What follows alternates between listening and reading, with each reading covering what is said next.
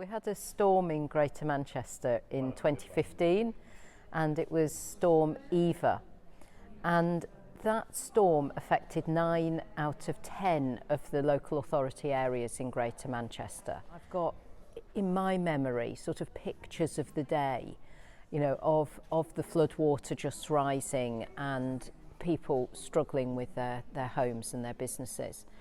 There were about 2,000 homes flooded, 500 businesses.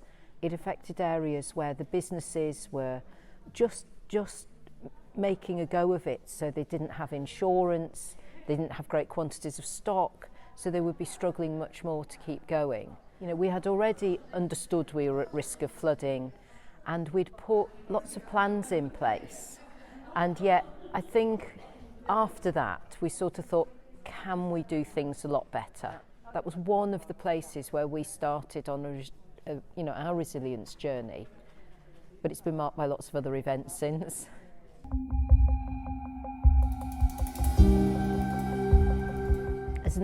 As one person, you can feel quite powerless in the face of what's happening. You know, you've got the force of nature, you've got, you know, several thousand people whose lives are being impacted, and you're one person.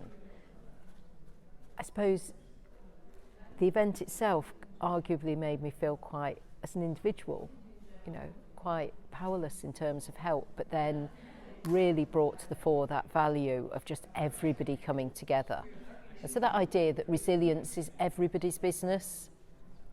We work very closely with the police service, with the fire service, with the ambulance service, with the environment agency, the water company, the electricity company, and all of these were affected, and there's many more. And then the community itself that sort of comes together when something like that happens and tries to support the people that have been affected. And I think it made me feel the value of teamwork and just how broad that team can be.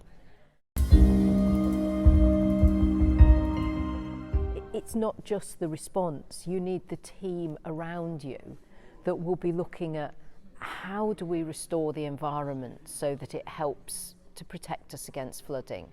How do we make sure our flood defences are well maintained and adequate for the challenges we face in the future? You know, how can we make sure that we're working with people to make them to help them to be as resilient as they can be when these sorts of things happen? I think my role has been about trying to put risk and resilience on everybody's agenda. It's become about advocacy. Then it's moved more and more into showcasing what we can do and implementing different projects. But I think because of the way things are changing in the UK, we're at an absolutely transformational moment.